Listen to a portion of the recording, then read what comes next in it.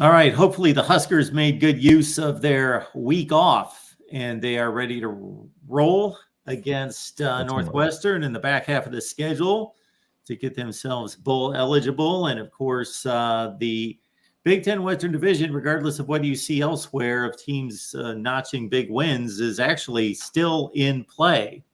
But let's not get ahead of ourselves after one win in the Big Ten. But still, it is mathematically not more than possible. It's in Nebraska's control. So anyway, we will get to that at some point and talk more about Northwestern coming up here at home. We got Justin Adams right next to me, Nebraska postgame host right here at the Voice of College Football. And of course, Greg Peterson with 142 shows here under his belt. You can catch Greg's work at Husker Online.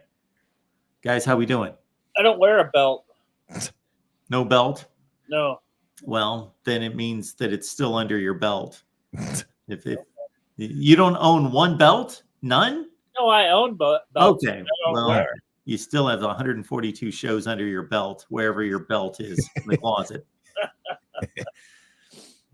Yeah, on the floor, you'll see 142 shows down there. Yeah, so it was we get going, everyone. It's kind of weird with an uneventful no game week, but no stress. So it was nice to just be able to casually watch the games. 2 weekends in a row, though, being able to watch college football on a Saturday has been priceless. Oh yeah. Unbelievable. Yep. I missed that. Back to the grind. Yeah. Yeah, some people don't realize that when you're in the business, sometimes you watch less than everyone else does. Yeah. They think you watch more. It's hard. Yeah. You actually get to watch less. Yeah, it's more. Yeah, I realize that now. Yeah, but I still try to catch up as much as I can. Like I even missed that Colorado State ending. I was like, dang, I don't know. I don't know how I missed that. Yeah, when I did the news every night at the 11 o'clock news every night, and people would ask me about this game and that game, and you're probably watching all these games. No, I was producing a show. To go back. Yeah, you kind of have to go back. I was producing a show, and I had to keep track of it. I had to try to know what's going on, but editing and everything else. So, yeah, it doesn't work that way. Yep. Huskers taking on Northwestern. Nebraska, of course, notched that first Big Ten win the last time out on a Friday night on the road against Illinois, and Illinois turned around and beat Maryland. So, figure that. So maybe that win looks a little bit better now for the Huskers. And now Northwestern's coming to town. Not as bad a team as most of us thought that they would back when all that scandal was going on with Pat Fitzgerald, and it looked like it would just come off the rails. And my goodness, there's no way this team's going to win a game in the Big Ten. Well, they've not only won a game, they've actually competed in most of the games and looked okay, and they're a serviceable group. But Huskers should still, if they take care of business, be the better team on Saturday, Greg. But Matt Rhule was at the podium. Anything in particular stand out to you this week? Well, yeah, we did talk to Matt Rhule yesterday, and I mean, we did find out, how much the tremendous respect that Matt Rhule has for Pat Fitzgerald, and really praised, what they've done after, the school parted ways with him. They're playing their hearts out right now and really giving it 110% every day. And, just like you said, the team that you didn't even expect to win a game, same record as Nebraska coming into this game. So, Northwestern's been playing very well and has surprised a lot of people. So it's not going to be an easy pushover game, especially, a lot of personnel there that remembers last year in Dublin when Northwestern, took the Huskers down in the trenches. So I think there's a lot of chips on shoulders right now for, the veteran Nebraska players in this game. And I expect it to be a really solid effort coming out by Nebraska here on Saturday. At 2:30 Central on Big Ten Network, by the way. 11-point favorites. You got to like it. And Luke Reimer back. So that's going to be huge. And then still got Deshaun Singleton out, stuff like that. So some positive and a little bit of negative, but Malachi Coleman, excited to see him too. It's going to be fun to watch him in more action because he's going to be a starter this week. So that's it's going to be interesting to see how he kind of develops now that he's kind of thrown in the fire a little bit. But again, got some confidence in that last game, making a catch there. So that's going to be big going forward and just kind of getting that camaraderie with them. Rhule still saying that Sims is going to be ready at any moment. So, working, he might have that deal where he might have to work with multiple quarterbacks. So, little trial by fire and trying to get experience, in a tough situation. Hopefully that'll make him better next year. We got a little bit more stability at the QB position and stuff. Are those your Monday press conference notes that you took yesterday? Yeah, I took a few notes here down so that way I can keep track of what's going on this week going into it. That's the only way to really know, what their thoughts are and stuff. So we got to hear from 9 players today and both coordinators as well. So yeah, there's been a lot pumped into us here the last 2 days after a week off, basically. So yeah, there's a lot of notes. Yeah. That means you should have a lot to talk about, Greg. I got nothing. That's why I took notes. See, that's the difference. I took notes. You didn't. I don't pay attention while I'm there. I can see that. It's much easier to be able to rewind and pause and stuff like that while I'm watching on YouTube. But yeah, Harburg is the guy right now. So that's a big noteworthy thing to take away. So, like I said, he just said Sims is ready at any moment, which means Sims might be, 100%. Well, they're rolling with Harburg. Yeah, of course. You got to ride with him. But again, you're not putting Jeff Sims in just to put him in. No, but that is important to note that he is 100%, ready to go, because again, we saw him come on the field a couple weeks ago and a noticeable limp. So it's nice to know that we have some depth there, at least 2 deep, So that's going to be key just in case, Harburg, running the ball a ton, in case he gets injured or banged up or anything like that. Now Sims is a go. So that's good. That's good to have that insurance there.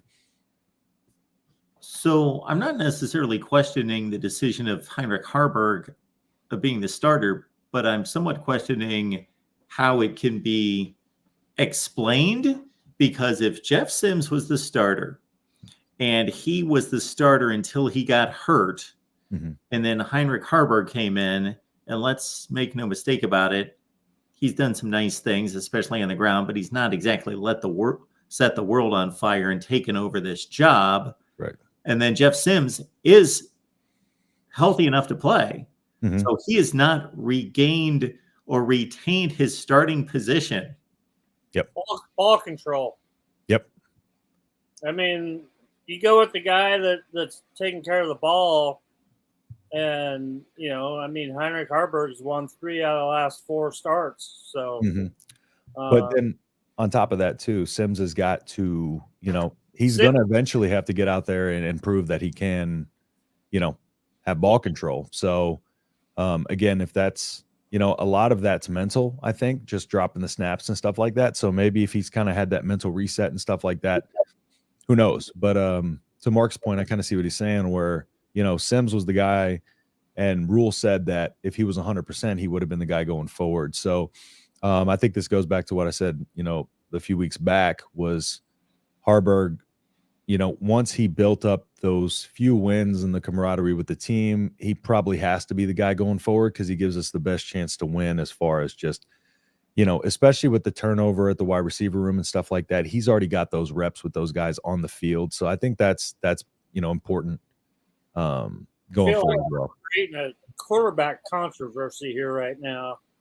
I mean, yeah, you're going with the guy that's winning you games right now and running the show. I mean, the players and all the coaches, they trust both of them. I'm not questioning the decision. Right. Well, Yeah. I wouldn't necessarily agree with that statement. I don't think they trust Jeff Sims. I wouldn't trust him. No, I don't think No. that's what we said, because Heinrich Harburg's taking care of the ball, and he's I don't question the winning games. No. I'm not questioning the decision, but at no point did Matt Rhule say that Jeff Sims lost his job or that Heinrich Harburg was the starter. Right. Yep. He said quite the opposite, actually. Jeff Sims still is a single-digit guy, so he's one of the main leaders of the team. And I mean, I think that's kind of his point. Shows you what his character is, that he's willing to let somebody else be the starter without causing problems with it, Mm-hmm. So, I think right now it's just it's who you feel comfortable with running the team right now. And Harburg gives the best chance to win right now. Yeah, and it's not to say that Jeff Sims won't get a few chances here and there. And, just like Justin had mentioned, that Matt Rhule mentioned yesterday, that he's not opposed to playing two guys. Yeah. So we'll see. Yep. It's the same thing that happens every week is, who had the best week of practice is who's going to start at any position. So, right now, Matt Rhule might have made a mistake by saying that we're going with Harburg already at the beginning of the week. But, both players did practice all week last week, fully. And but that's just the way that they want to roll with right now. Yep. Gives them the most confidence in winning. So exactly. I don't see any big debate about it. Nobody else is debating it around here. So yeah. Well, and he kind of, stated another thing. He said he's not really worried about. You can't turn the ball over. You're not going to play if you turn the ball over. I totally understand. That's not my point. Yeah. And never mind me doesn't understand my point either. I'm not saying he's making a bad move. No. I would make the same move. I'm just saying that he was able to kind of navigate the media and never say that there's been a change at starting quarterback. Exactly. And I see your point because, he was, as far as we had heard when Harburg was first the guy, he was very much kind of saying that Sims, even after the fumbles, was saying that if he was 100%, he would have been the starting quarterback. So it's more so, I think, what Mark's saying is the verbiage, that he used doesn't fit kind of the decision making right now. So yeah, is that kind of your point, Mark? He made a change at quarterback without telling us that he made a change at quarterback with what he did. Yeah, he was basically telling us, injury, right? He was basically telling us it's no, not due to injury. Jeff Sims is ready to play, and he's not starting at quarterback this week. Well, I know, but therefore he got benched. He originally lost his starting job due to injury. Yes, but now it's still lost. Now he's lost it based on performance because he's not starting this week, and he's 100% ready to go. Guy that replaced him. Yeah, but even then, he was still out playing him, and each week Matt Rhule was kind of still not committing to him. Never has. When Sims, and that's kind of what Mark is saying, I believe, is just he never really came out and said that. He kind of kept it, very vague, but clearly, now he's made the decision. So it's almost like, Sims lost his job, but over the course of the few weeks, we were expecting Sims to, when he was 100%, just by the way he was talking, to maybe be the starter. So, you got two quarterbacks at your disposal that we get that pretty much the mirror image and can do the same things. So, you play who's got the hot hand right now, basically. Yeah, we get that. Yeah, that's no doubt for sure. Or you don't play the guy that's turning the ball over. That's also true. Yeah, because Sims still has the higher ceiling for sure, but also a lower floor. So it's and like Rhule said yesterday, he's not really focused on the big picture right now. I think he's just one game at a time and just trying to win the next game.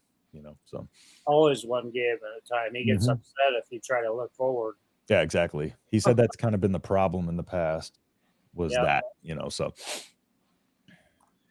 All right, folks, if you would like to go to a Nebraska football game this year, or really any college football game across the board, and you're looking for tickets at a good price, we've got a offer for you. Go to ticketsmarter.com. It's the best place to go for tickets on the secondary market. Safe and secure. Promo code BIG. That's BIG for $10 off of any ticket purchase under of at least $100, and then BIG 20 of a $20 savings of a ticket price of at least $300 for the purchase. Again, that's ticketsmarter.com. Promo code BIG or BIG 20, or on the Ticket Smarter app as well.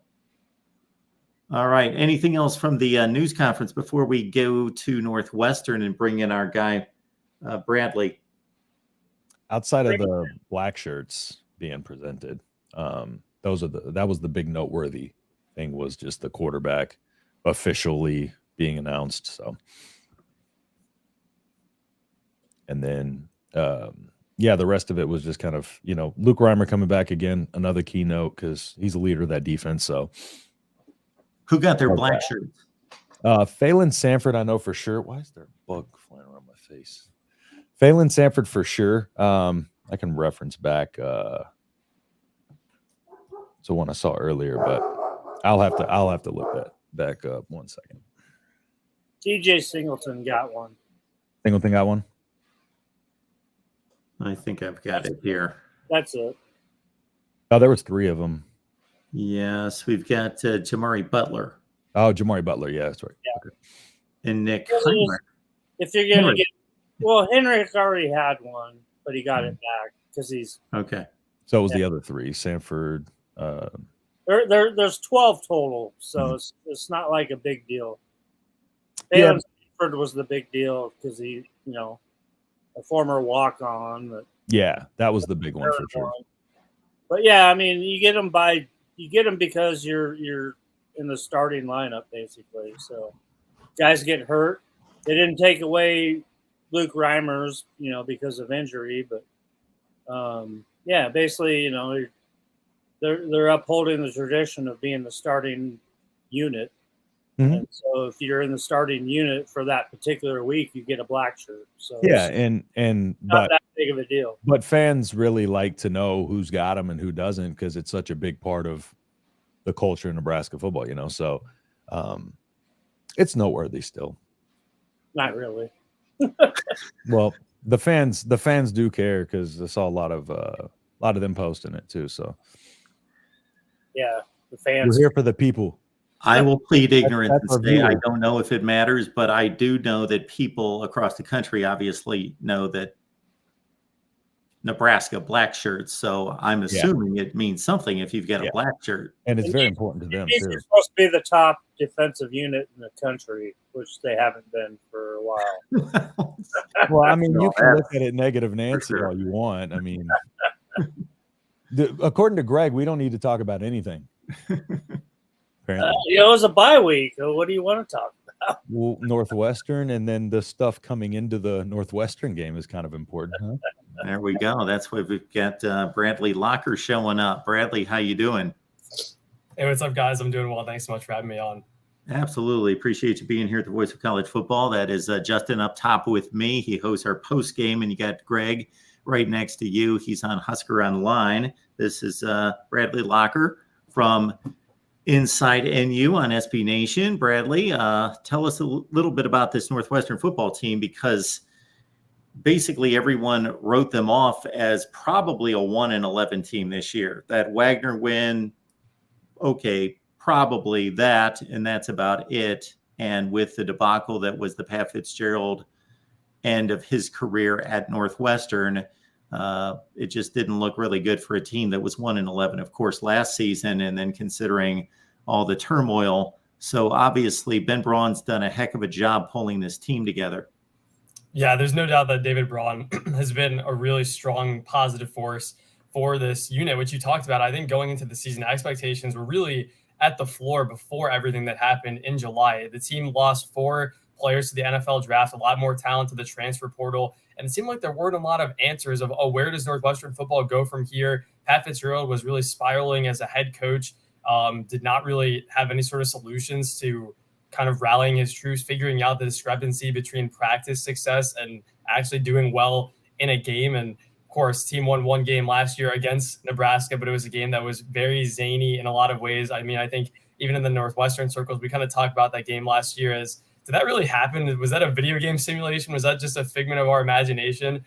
So that game was definitely a little weird. But I think this year's team for sure has shown some noted improvement in a lot of areas that were question marks. Ben Bryant at quarterback has definitely been a positive element to this team, has had good composure, toughness back there. He's actually a little banged up, so I'm sure we'll get into that going more into the show. But Bryant has been good. The receiving core has been good with Cam Johnson and Bryce Kurtz. AJ Henning, the Michigan transfer, has come over and definitely made an impact with his top-tier speed and athleticism.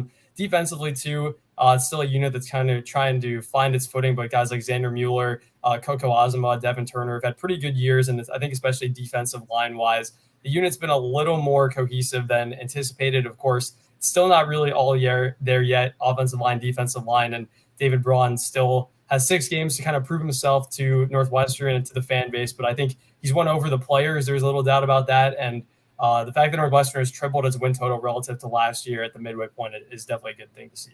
I'd like to get in one follow-up, and then I'll cut Greg and Justin loose to size up the matchups with you. But you mentioned Ben Bryant coming in from Cincinnati, and I got to say one of the more shocking developments this season was, although not a whole lot of people across the country were watching this game, to see that Northwestern, probably the most unlikely team in the Power 5 at that point, to put up 21 points on what is typically an airtight Minnesota defense, to pull out that game was like, wow. That obviously is the high point of the season, to win a Big Ten game against a team that's has been much better than you, and to do that with a 21-point comeback. And Bryant throws for 404 touchdowns, and of course, Bryce Kurtz has an amazing game.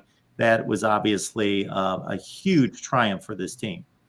Yeah, there's no doubt that game was really kind of magical. Going into the fourth quarter, it seemed like there was no chance Northwestern was going to win. Even at halftime, it was the first game on campus in Ryan Field where students were in attendance, kind of a weird quirk because of Northwestern's quarter system and the late starting in late September. So students had departed Ryan Field pretty much by halftime. It was a major deficit.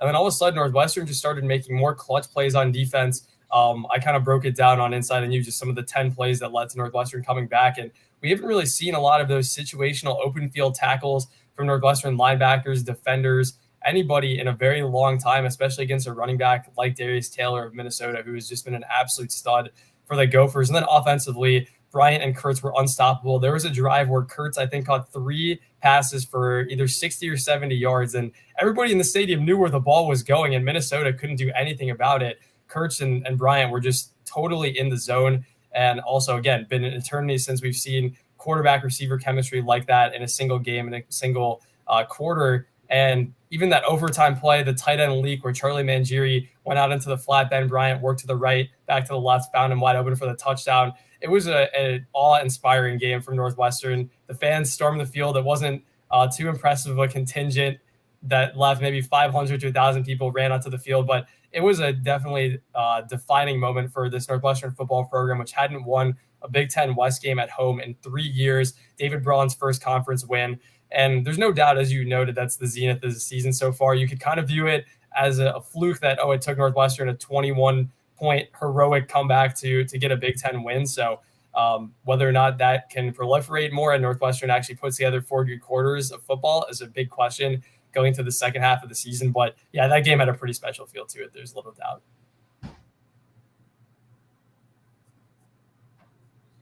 Yeah, I don't know why. I guess my question is, Baltimore is my what's favorite. Ben Bryant's health coming into the Saturday? Sure. So Bryant did not play against the Howard Bison last weekend, or 2 weekends ago, I should say, because of what's believed to be an upper body injury. And he left the game against Penn State, where he just got absolutely crunched kind of every single dropback. I think it was half of his dropbacks he experienced pressure, which is an alarming figure for Northwestern. But Bryant left that game, did not play last week against the Bison. And then going into the bye week, it kind of seemed like Bryant was going to be on track to return. Everybody figured going as much because Braun kind of indicated post-game after Howard on the 7th that, yeah, Braun was anticipated Bryant coming back in that game. But he kind of had a different attitude on his Monday press conference yesterday when he was asked about it. He said AJ Henning and Jack Lausch, the receiver and quarterback respectively, were practicing and on track to play. But for Bryant, he didn't say Bryant was practicing. He said, and I quote, he was progressing, and that the team would see how he was continuing to progress. So definitely an air of uncertainty there. Northwestern fans, I think, are a little alarmed by that because there's a very big drop-off, as was evidenced in that game against Howard between Brendan Sullivan, the backup, the junior who started, I believe, his 5 games last year for the Wildcats, versus Bryant, kind of the grizzled veteran with good composure, arm talent, has been pretty accurate for most of this year. So if Bryant does not play, I think that would swing things a whole lot in Nebraska's favor. But I think most of us on the media side of things still expect Bryant to play. Some people kind of chalk it up to some gamesmanship from Braun. He hasn't really been one to do much of that this year, maybe because he understands the position he's in and the need to be candid. But regardless, we're going to have to find out in pregame warmups on Saturday from Lincoln, and that's going to be pretty telling. Yeah, and that's what really sticks out to me is that I was wondering if it was gamesmanship, because obviously Nebraska right now is preparing for at least 2 different guys, maybe 3. So if it is gamesmanship, then Coach Baum's he's got it going.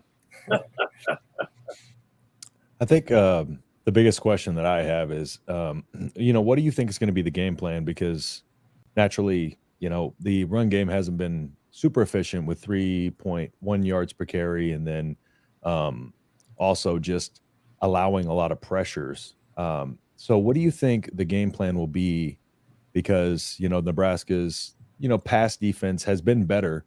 But do you think that they are still going to try to, establish a run game at all? Or do you think they're immediately going to try to attack through the air?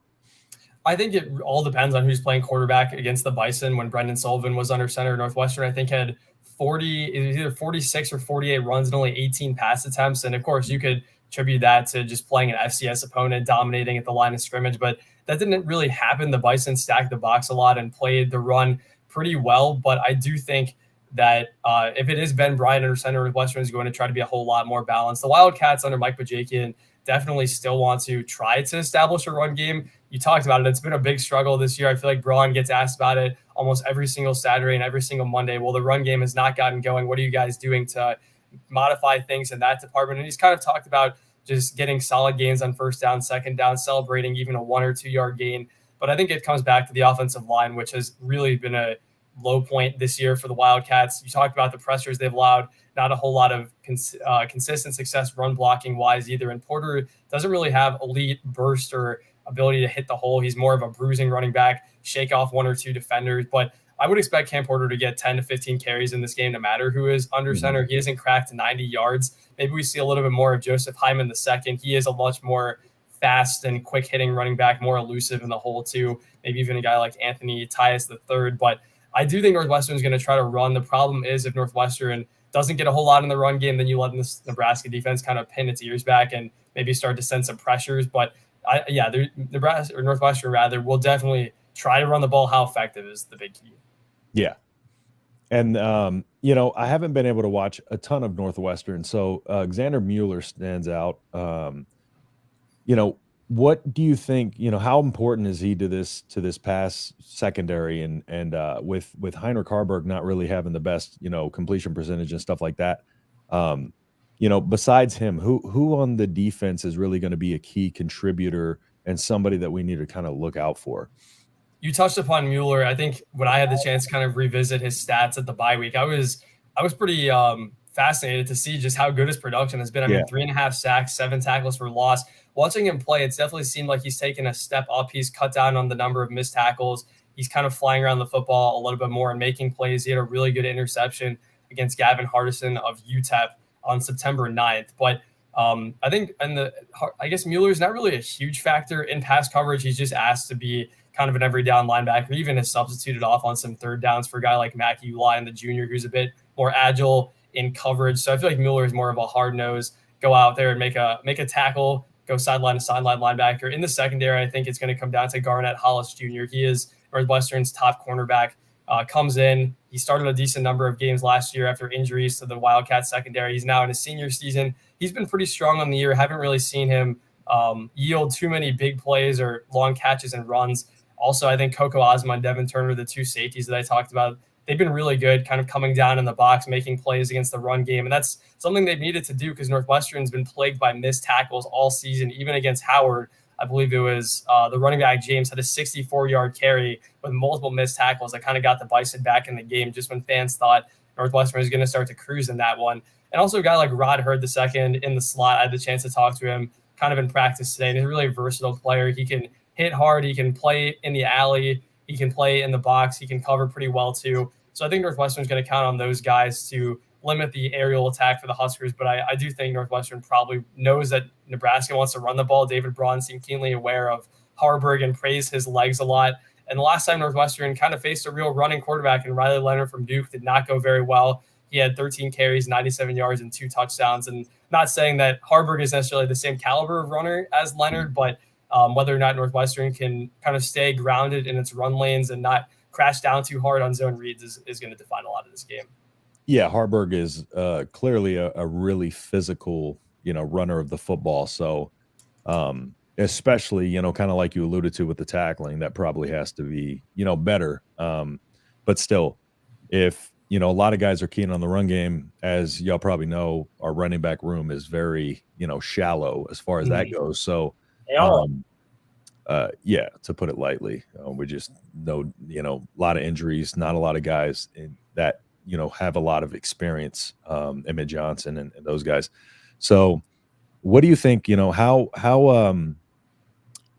is the pass defense overall in comparison? I know you said a lot of those guys are run stoppers, but how is the pass defense overall? I have not had a fully chance to look into the pass defense. So, because again, our pass offense is very, very non-existent. Well, not non-existent, but, inconsistent.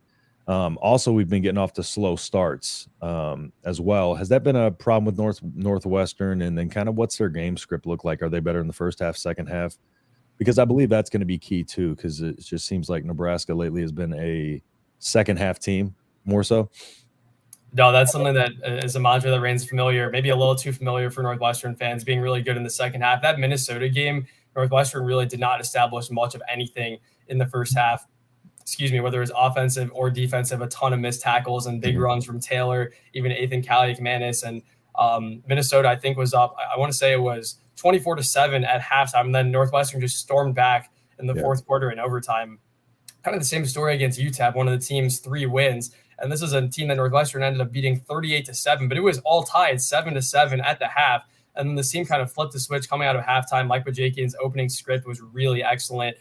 So I think Northwestern wants to be a balanced team in all 4 quarters. It has not happened through 6 games. And I think David Braun, one area where we've seen definitive improvement compared to past iterations of Northwestern, is adjusting in the second half, whether it's just inspiring his players to go out and make more stops or I guess allowing Bajakian to create more fluid game plan. Northwestern has basically concretely been a better team in the second half this year. I don't necessarily have the point differential in front of me regarding the specific numbers, but the team has definitely made a lot more clutch and timely plays in the second half to allow it to get back in games. But in terms of the opening scripts, I think if Ben Bryant is the starting quarterback, I'd expect some throws kind of early to gauge how well a Northwestern can attack this Nebraska passing defense, whereas the linebackers, of course, as you guys know, are a really strong unit. So, of course, Northwestern is going to try to do the run and maybe run up the middle once or twice, but it's a Northwestern team that hasn't really started super quickly. The Wildcats were up kind of early against the Bison, and then Howard stormed back late. But it's still the team's still seeking for, again, 4 frames of Northwestern Wildcats football. And until that actually is put on display, I don't know if anybody has faith that that's going to happen yet. Got it. Cool, man. I appreciate it.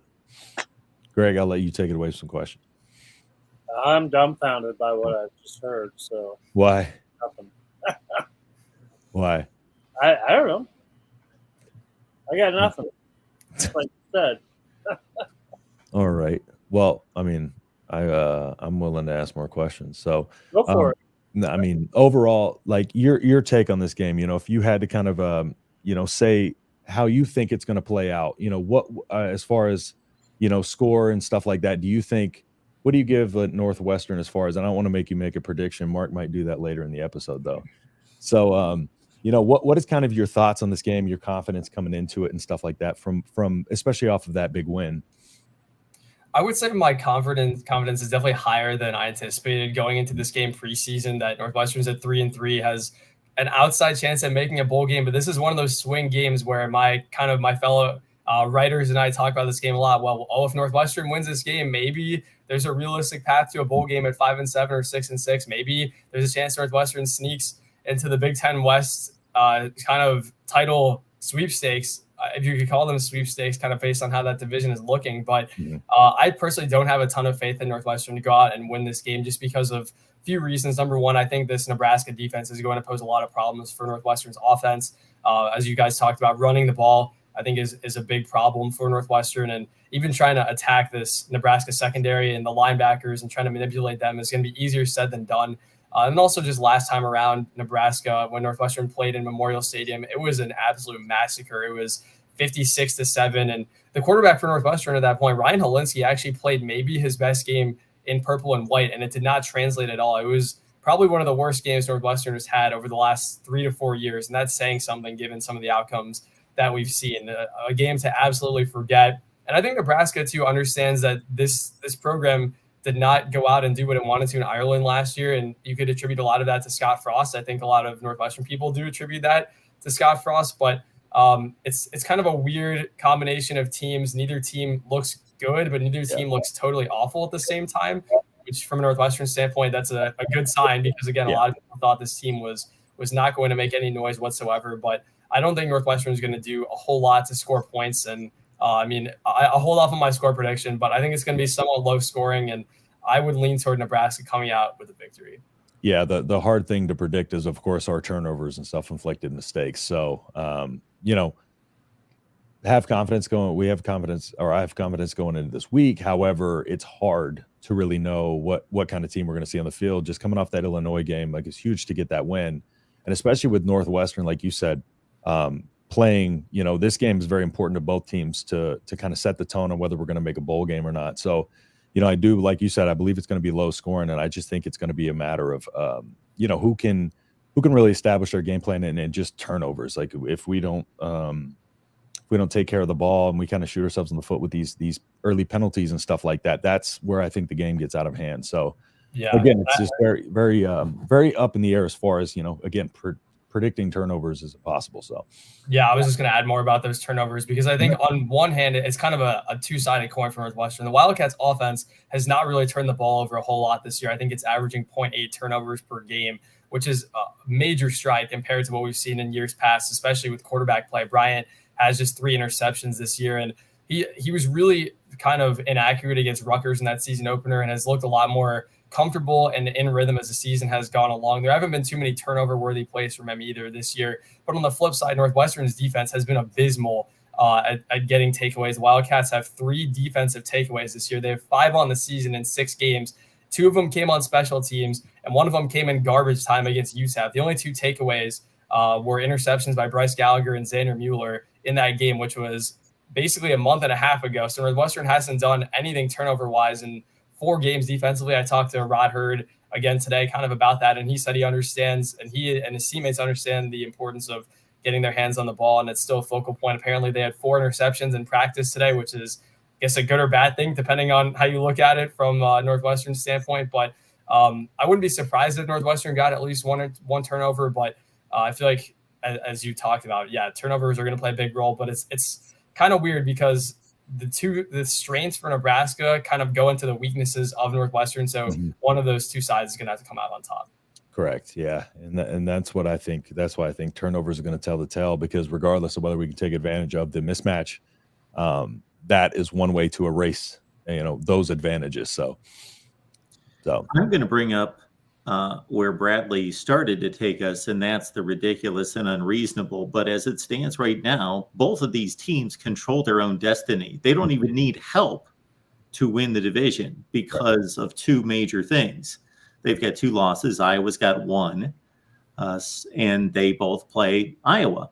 So they can both win the division. So the winner of this game will place themselves in a position where we will be at the end of the month, entering November, basically, and the division championship will still be in play for the winner of this game.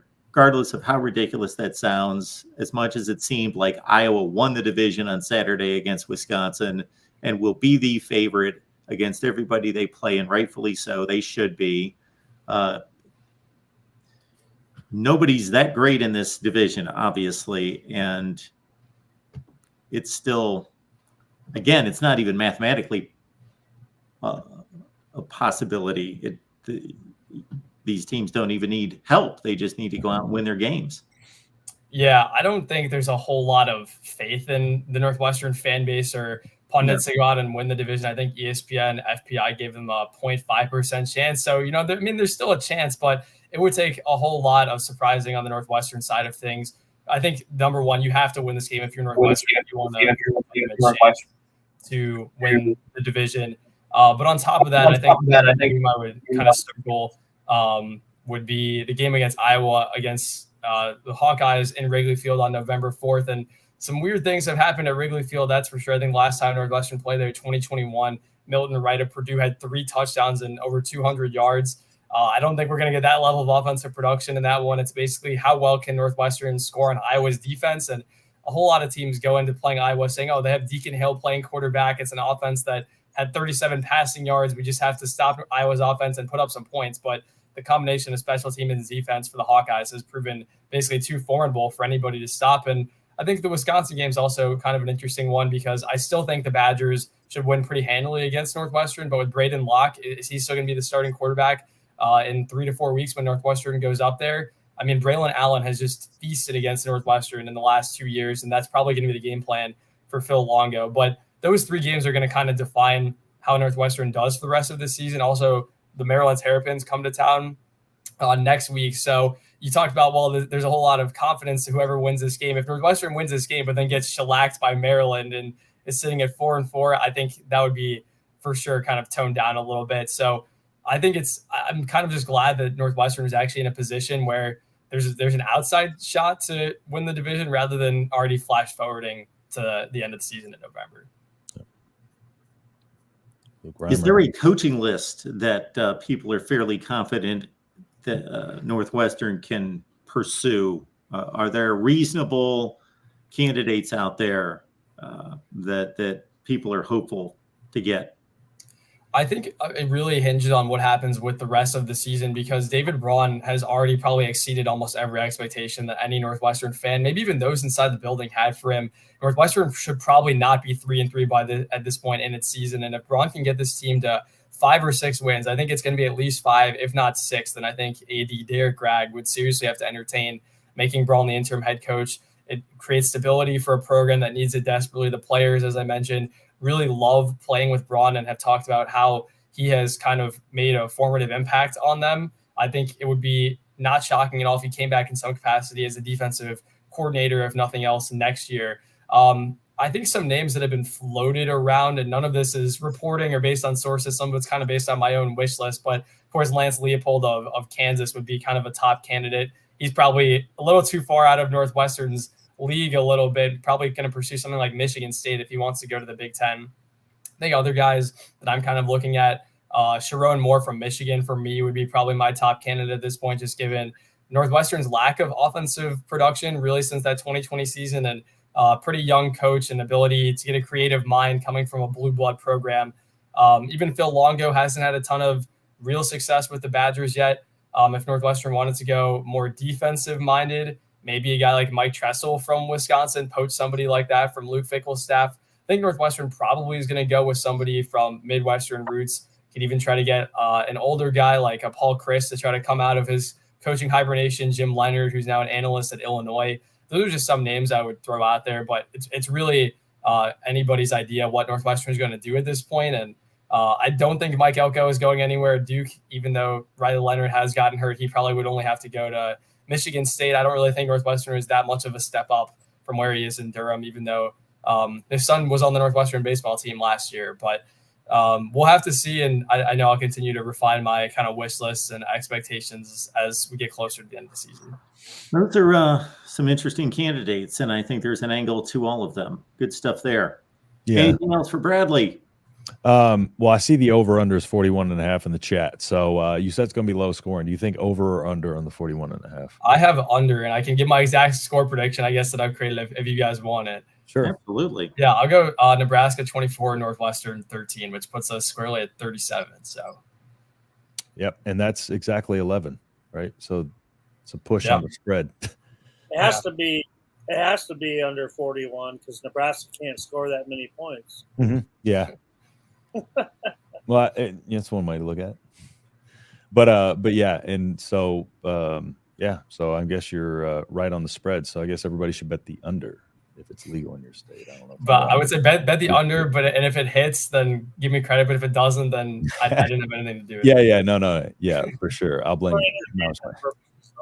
We have a betting guy, Steve Merrill from Wager Talk, who comes on once a week, and he gave a incredible stat a couple of weeks ago that any point spread or any of the over-unders at, I believe, 37 and under, you would think the natural human inclination would be, well, I'm going to take the over because the over-under is so low. Yeah. But that in the last 40 or 45 games of a over-under of 37 and less, more than 80% have gone under. Yeah, it's especially when both teams are, kind of struggle offensively, Yeah.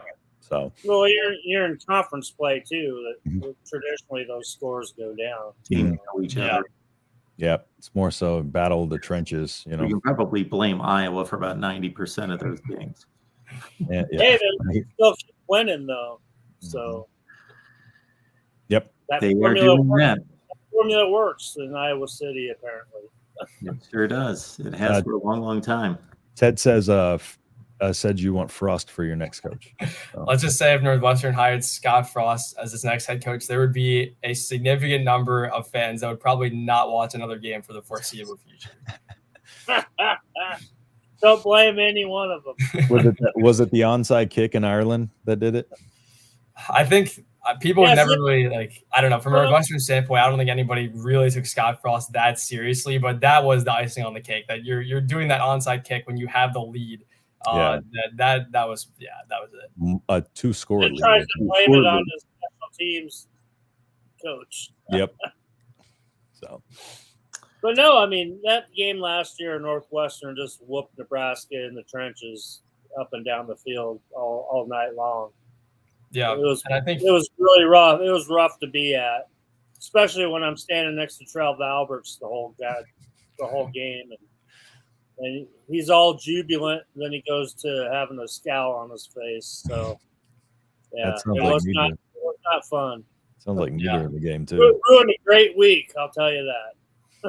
Yeah, I think it's also interesting you bring that up because that's the best Northwestern's offensive line has maybe looked in the last 2 years, and the Wildcats have had some star offensive linemen, Rashawn Slater, Peter Skoronsky, but there hasn't been a whole lot of cohesion along the offensive line. That O-line was moving people, creating massive lanes in that game. And that's you guys know better than me. I could have run for a 40-yard touchdown in that. That was a pretty solid Nebraska's defensive line last year, at least to me it seemed like. Northwestern did anything it wanted. Yep. Yeah, it was pretty embarrassing to be cheering for Nebraska that day. Yeah, that offensive line was tough during that time for sure to play against. But I think that's a big change, from last year to this year. I think Nebraska is now the dominant team there in the trenches. On both sides. See what Northwestern can muster up against them this year. Mm-hmm. All right, Bradley. We appreciate you stopping by. Everybody check out Bradley's work. I'm sure a number of articles and angles on the matchup against the Huskers at Inside NU. Anything in particular you want to spotlight that you guys have available this week? No, I mean, I talked about it, had the chance to talk to Rod Hurd, so that story is kind of up on our website now. We talked to Northwestern's AD, Derek Gragg.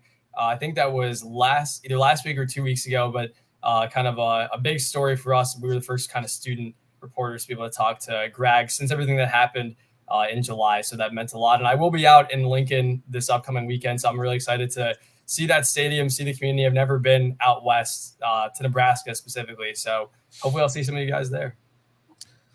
Yeah. You're gonna enjoy it for sure. Bradley Locker, Inside NU on SB Nation. Watch out for the pregame meal. I'm not sure what they're serving this week. Got it. All right, Bradley. Thank you so much for stopping by. We appreciate it. Thanks so much, guys. All right. All Well, right. just like last week, that made me feel better about it going into this game. I like when 2 weeks in a row they predict a loss against us. That's always a good sign. I just think if Nebraska, as long as they don't shoot themselves in the foot and protect the football, they're going to win this game. Exactly. It's just Not worried about it. having the confidence that we're not going to shoot ourselves in the foot. But Too again, athletic, too strong, too everything like that. Not that it's going to be a blowout, but yeah, a couple score win. well, I think the big thing to look at too is like, you look at Northwestern and they're playing above their, expectations and it's like we're almost playing below as far as, and no really fault of, the coaching staff or anything like that. It's just the injuries and then of course, self-inflicted and wounds that do need to improve. But I think you had a solid week off and, to get to practice hard and rest your body. And I'm not worried about this game whatsoever. I'm not really either. No, I mean, and I didn't do my due diligence. I don't know squat about Northwestern really, besides just looking at that media sheet. Mm-hmm. I haven't watched them play, and I just have zero expectations for that Northwestern team. Yeah, that might be overlooking things here, but yeah, hey, I'm a media guy. You've done it long enough to know. I'm not coaching or I'm not playing, so it's not up to me one way or the other. And you've done it long enough to know, kind of what you're seeing going into the week and stuff like that. But yeah, I do agree with you. I see a confident team coming into Saturday's game. Yeah, that Illinois win. I mean, really expecting to win, which is refreshing because you think back a year ago. I don't think that they ever expected to win games when they were going into them. Yeah. It was like we had no. I feel like this is a guaranteed win. I felt like the last couple of years at all. So and like I mentioned a little bit ago, is that you had a bye week. I know they were on a bye week too, but these guys worked their butts off during the bye week, and then this week right back into it. So you've had a ton of good on good for 2 weeks now. Yeah, getting ready to go up against basically an inferior team in most people's eyes on Saturdays. To your point, that's why the Illinois win was so important, because coming off of a win into a bye week, had to win that. Yeah, that's a big difference. Yeah. Otherwise, we're probably not as confident in this week's game. No, I mean, had that goal line stand happen on the first drive, I mean, if Illinois scores there, we might be singing a different tune right now. Exactly. Yeah. I think that ignited them there in Evanston, and really, it bolted them into this situation that they're coming into on Saturday. So yeah, I think that got them the confidence to get those other couple stops in those short yardage situations too. So yeah, good point. I'll put and everybody, coaches and players alike. I mean, this bye week couldn't have come at a better time. So I'll put it this way, that Nebraska is a better team. They have better athletes. And so I clearly expect them to win the game. However, if they would lose the game, would I be surprised in any way? No, I wouldn't, because until this program shows that they're going to go out there and consistently win when they're the better team. Yeah. And I mean, I wouldn't be shocked. They have to earn that respect back from the country before you can assume something like that. Yeah, well, even the last few years, like we always heard that, like, Nebraska is the more athletic team, and we were still dropping those games. Yeah. So, but I think, of course, different staff, mental reset. This is a different year, so trying to completely get rid of that bad taste in our mouth from that. But all right, folks, We appreciate you all stopping by. We do this each and every Tuesday night, 7 o'clock Eastern Time, 6 Central. So make it on back next week. Bring some friends with you. In the meantime, you got Justin Adams and his work at Cheesy Corn Sports right here on YouTube. What's going on over there? Yeah, so again, we kind of we run a fantasy football channel where we kind of break down. It's more of a, we try to keep it casual and fun. We do call-ins and stuff like that. So 2 hours before the games every Sunday, we're going to be there answering lineup questions, taking calls and stuff like that, going through our rankings. We're going to be starting breaking news soon. So there's a lot of stuff in the works there. So yeah, we're fine-tuning it as we go, but yeah, 2 hours right now, 2 hours before the games every Sunday. If y'all want to come hang out with us, even if you just don't need the lineup questions, we talk the games and all that. So yeah, if anybody wants to stop by and check it out, we'd love for you to, if that's kind of what you're interested in. So there we go, folks. Justin Adams, Cheesy Corn Sports here on YouTube. And of course, after the Nebraska Northwestern game, Justin's got your post game right here at the Voice of College Football. Greg at HuskerOnline.com and all the work that Greg does there with the various news conferences and player interviews that you can catch with Greg right there. Anything to add to that, Greg? Just doing our thing. There we go. All right, folks. Appreciate you being here. Get a win against Northwestern and stay in the Big Ten Western Division race, and we'll see you on back next week.